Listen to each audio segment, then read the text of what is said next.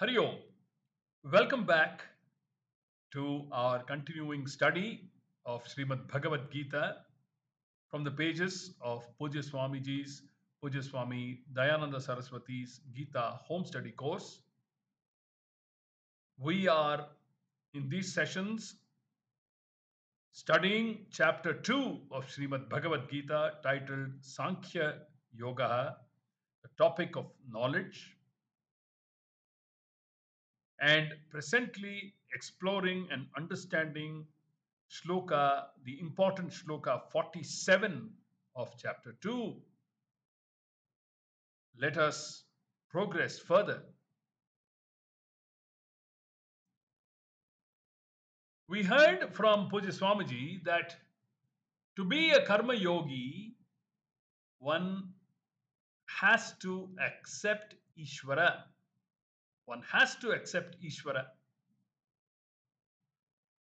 Ishvara now has one more definition, one who has all knowledge.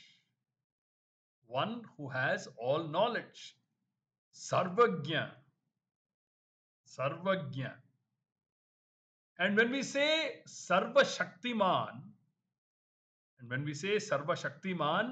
we mean that he is all powerful and has all skills, being the creator of everything. Being the creator of everything is not only all knowing Sarvagyaha, but Sarva Shaktiman, the creator of everything, the power, the one who has the power and the skill to create everything. Another defining word we have seen is Karma Phala Data. Karma Phala Data. The giver of the fruits of action. The giver of the fruits of action. These definitions eliminate the problems that arise when it is said that God created all beings. These definitions eliminate the problems that arise when it is said that God created all things. I may naturally ask why God created a person blind and another lame. If I am told that being God, he is justified to do whatever he likes, and that I should not question him, I will definitely ask why God's creation is even talked about, since it is obviously nothing to boast about. Especially when I am told that he is all compassion. I am asked to worship and love him. But when I look at this creation with so much human suffering, God's compassion falls apart for me. When I look around and see so much human suffering, God's compassion falls apart for me.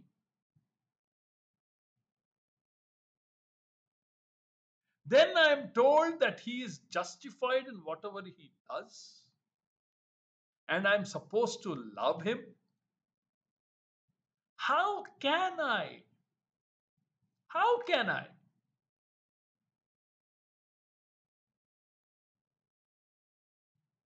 Very interesting questions and universally frequently asked questions, FAQs of Vedanta. The explanation for human suffering is another important angle that Poojya Swamiji analyzes. The answer to all of this is that not only he is he the creator, not only is God or Ishvara the creator, he is also the creation.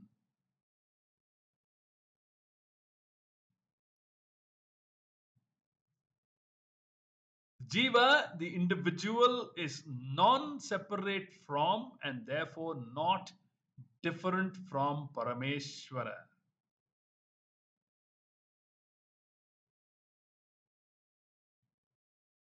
Just like as in the dream, you are the master of your dream.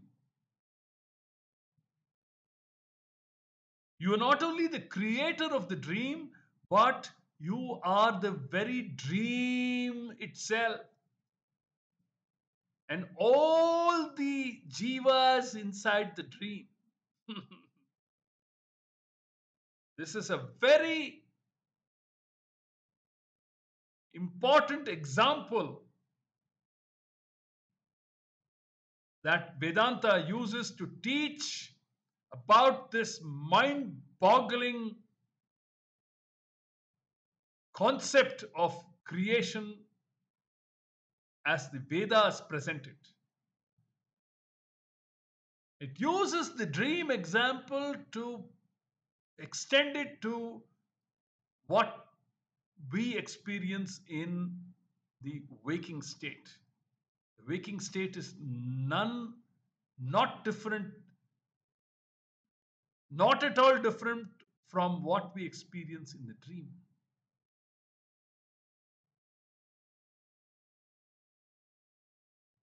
Just as you project a dream world in the dream state, you, the waker who went to sleep last night comfortably, have projected your dream. Where did that dream come in? It didn't come in from anywhere outside. It was all potentially there. It just needed an environment to manifest itself.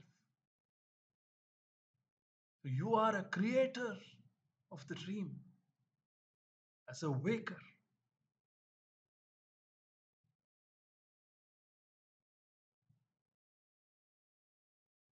All the jivas in the dream are your making. Similarly, there is a super waker.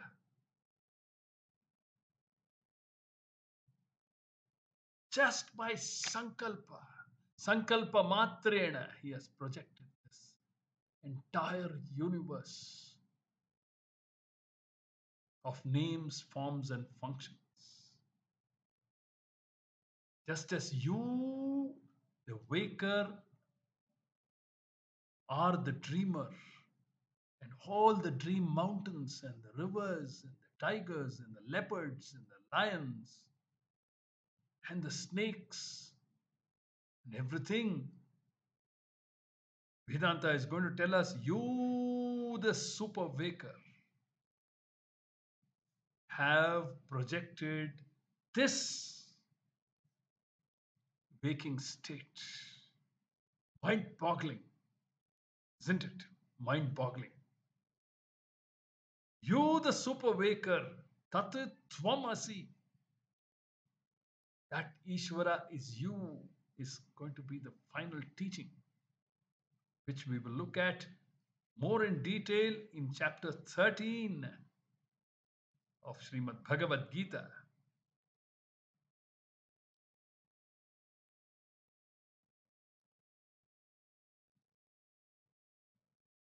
So, the answer to all of this that went previously is that not only is Ishvara the creator, but he is also the creation. The jiva, the individual, is non separate from and therefore not different from Parameshwara. Just as in the dream,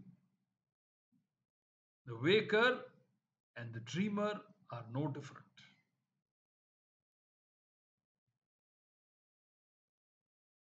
The individual self, Atma, is Brahman, and therefore all that is here is Atma, that is Atma is Brahman. All that is there is Atma, that is Brahman, Brahmatma. Atma, the Jiva, is not created. When you say a person is created, it is only with reference to a given physical body at a given time.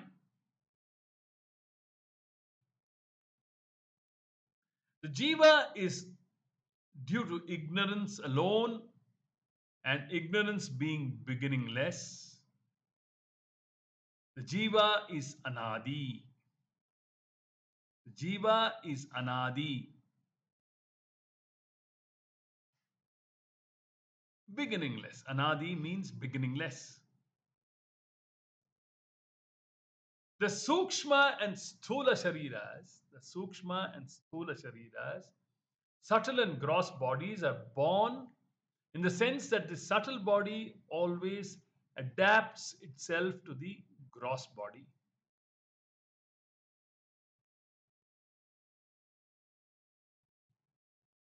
You also find that the Sukshma Sharira is always in keeping with the Sthula Sharira,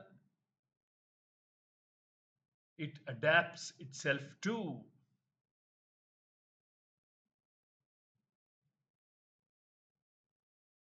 All these terms and terminologies are beautifully explained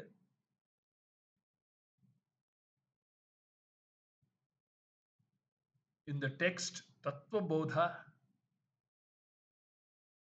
a primer text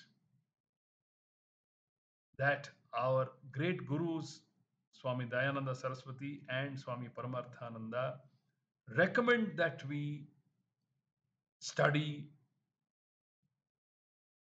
first before we enter the study of Shrimad Bhagawad Geetha. And if by chance we have already studied the text, we should revisit Tattva Bodha from time to time to brush up certain technical jargon pertaining to Vedantic study to help us understand these portions clearly.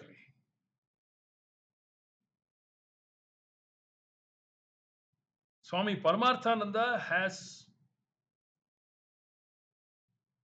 through the series Introduction to Vedanta, has given us a more expanded view of the teachings of Tattva Bodha, which he very strongly recommends that students of Vedanta must keep in touch with. There are 16 valuable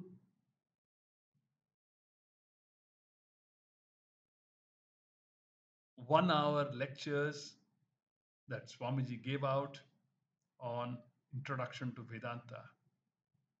I would strongly recommend that all of you take time out to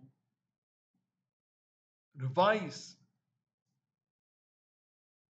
these portions, the Tattva Bodha text and Introduction to Vedanta.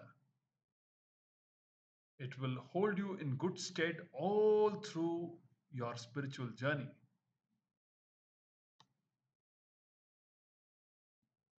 So, Poojya Swamiji says, you also find that the Sukshma Sharira is always in keeping with the Sthula Sharira, it adapts itself to. Thus, only a cat's Sukshma Sharira is present in a cat's body and not a human Sukshma Sharira due to various reasons. Otherwise, The cat will not mew at you, it will talk to you saying, "Come on, it's morning, get up." You find that in this world of living beings, in each unit of creation, there is a sthula sharira, which is in keeping with one's karma phala. Ishvara as the karma phala data is not to blame, nor do you need to justify Ishvara's action either. To do so would only be justifying your own.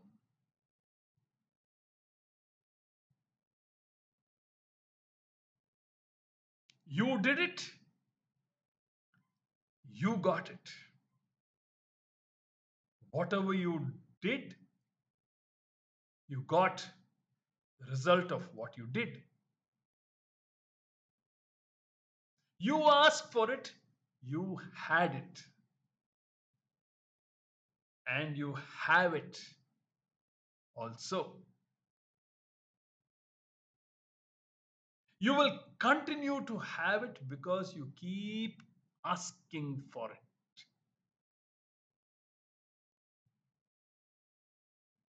Therefore, no one else is responsible for what comes to you. Every jiva is responsible for what that person is. Every jiva is responsible for what that person is. This is the kind of responsibility. This is the kind of responsibility that is assumed by the jiva here. You have a capacity, a free will to perform action.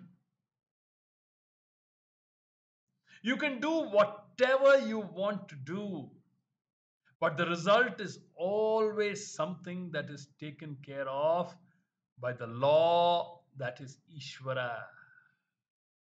You can do whatever you want to do, but the result is always something that is taken care of by the law that is Ishvara.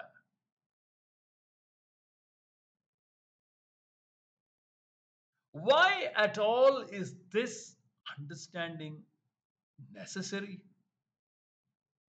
Why at all is this understanding necessary? To answer this question, you have to go a little more into the human psyche.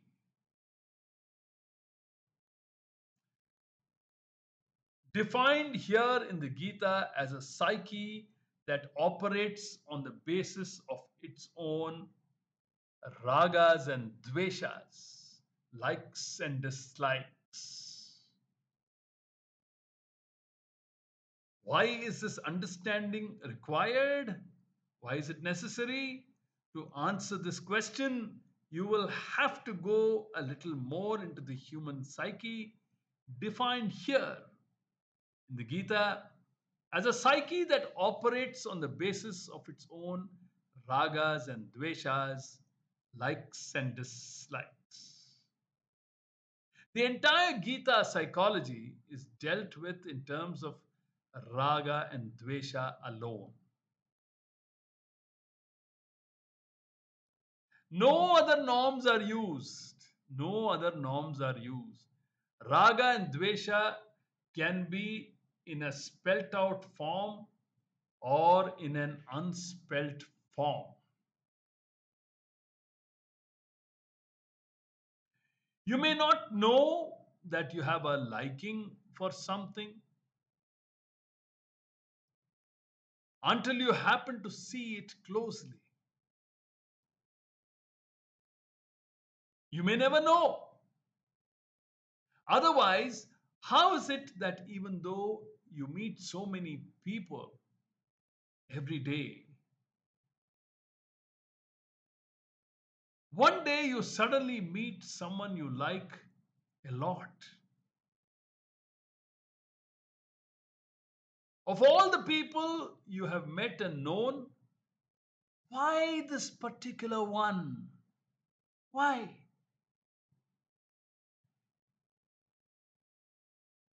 In fact, it is a wonder to your family and friends that you chose this person as a life partner when someone else, whom they thought more suitable, was was already after you. Why? Why does this happen?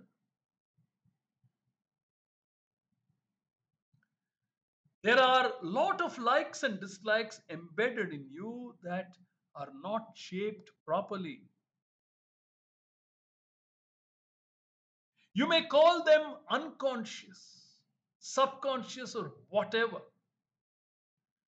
but still they are unshaped likes and dislikes, meaning that they are not very clear to you, but they are evoked when situations appear before you. All these are included in the term ragadveshas. All these are included in the term ragadveshas. Raga is that which is pleasing or desirable to you, and dvesha is that which is undesirable in your view.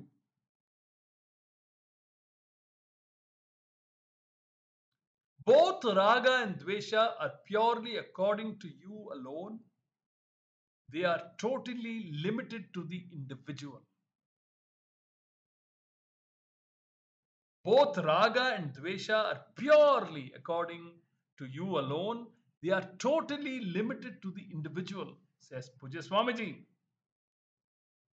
Wherever psychology is involved, you must always know that it is according to you alone. Wherever psychology is involved, you must know always that it is according to you alone.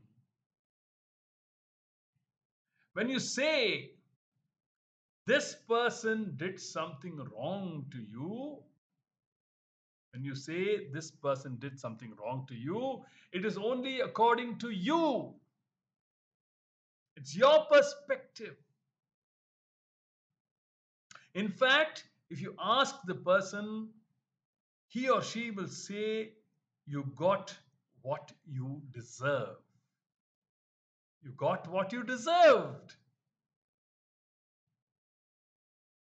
Thus, it is always a matter of perception, yours and the other person's.